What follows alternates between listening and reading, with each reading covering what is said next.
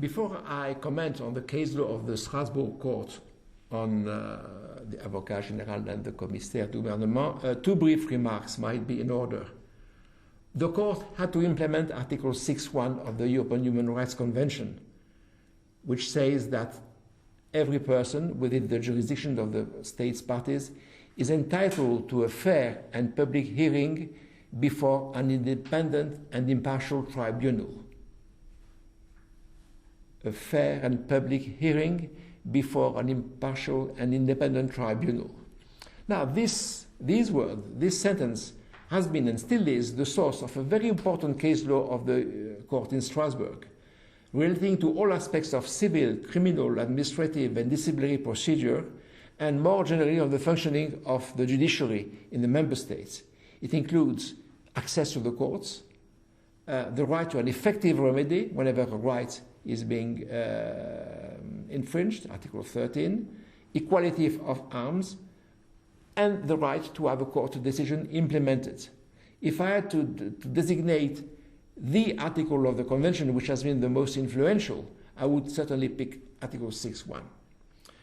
The notion of a fair hearing before an independent and impartial tribunal have been broadly interpreted by the court and have led in the contracting state to a series of profound reforms, changes in the law or changes in the practice or changes in the case law. It is one of the most spectacular example of what could be called the Europeanization of judicial procedure. The second remark is this case law relates to the role in France to highest courts, the Cour de Cassation and the Conseil d'État, of a person without real equivalent in English or in US law. The Advocate General in the Cour de Cassation and the Commissaire du Gouvernement in the Conseil d'État. As to the latter, let us eliminate what could be misleading. He does not represent the government. Now, who are they and what is their role? They belong to the court. They are not exterior persons, they belong to the court.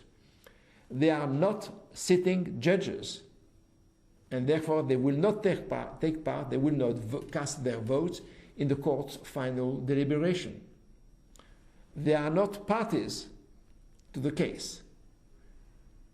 Their role is to present at the public hearing oral conclusions, an opinion in which they state independently their opinion on the legal issues of the case and recommend an answer. Such conclusions are often published in legal journals, but they are not part of the decision. And finally, and not least, they carry weight. They influence the court. One additional remark. In both courts, when a case is being adjudicated by the court, it will have a rapporteur, that is the member of the court who is the first to see the file, the dossier, and we shall report before the court on what it is, what are the issues, and recommending a solution. Now, this being said, the issues before the Strasbourg court were as follows. The practice was that the rapporteur's report and the draft opinion by the rapporteur were communicated to the Advocate General and not to the parties. Hence the question, is this consistent with the principle of equality of arms and the principle according to which the parties must be in a position to reply to whatever is said in court? This for the conclusions. Second question, the conclusions of the Advocate General are not communicated to the parties. The same question arises. And third and last question, we are speaking of the Cour de Cassation only, then, the Advocate General attend the court's deliberation in camera. And here also the same question arose. So, what did the Strasbourg court decide, and what have been the consequences for the Cour de Cassation? I will come later to the Conseil d'État. In a series of cases beginning in 1991, the Strasbourg court said first that the Advocate General should not be present during the in-camera deliberation of the court. Since his conclusion carry weight, his very presence there could influence the court, and then the principle of equality of arms would be violated. Second, the court said, in the French case, since the applicant is not allowed to know the text of the conclusions of the Advocate General and may not reply to him before the hearing, this is a violation of 6.1, and the same applies because of the fact that the report of the rapporteur and his draft opinion, which are sent to the Advocate General, are not seen by the rapporteur. Are not seen, sorry, by the party. The consequences for the inner workings of the Cour de Cassation have been far-reaching. Let us not forget that this is a Supreme Court, and that, as in any judicial system and in any Supreme Court, in addition to the black letters of the law, there are practices, customs, habits, which people are sometimes reluctant to change overnight, even if a court has decided that they should. This case law, which has been very consistent in Strasbourg, unchanged, has had direct consequences on the procedure and daily working of the Cour de Cassation.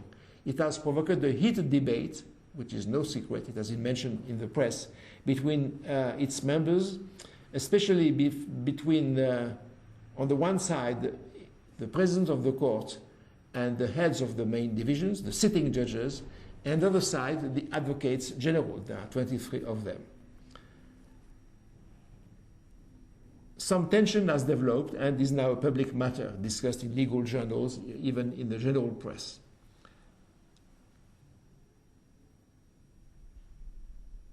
My view is that there was no choice for the court but to implement the court's case law.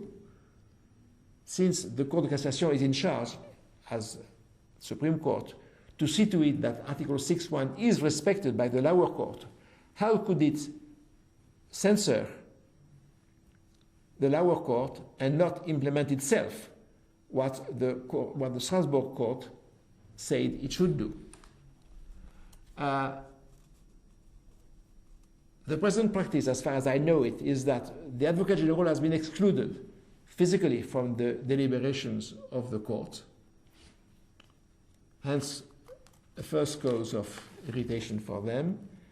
And as to what is communicated to the Advocate General and the parties is not the wholesale note report of the rapporteur and his draft opinion, but a general description of the case and of the issues, but not the opinion of the rapporteur and his draft opinion. And the substance of the Advocate General conclusions are communicated upon request to parties and counsel, that is, if they ask for it.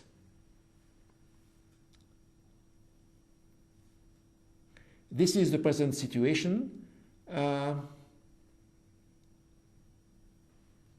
My guess is that this will remain so, but the debate has been a heated one, and I will comment later on its profound meaning.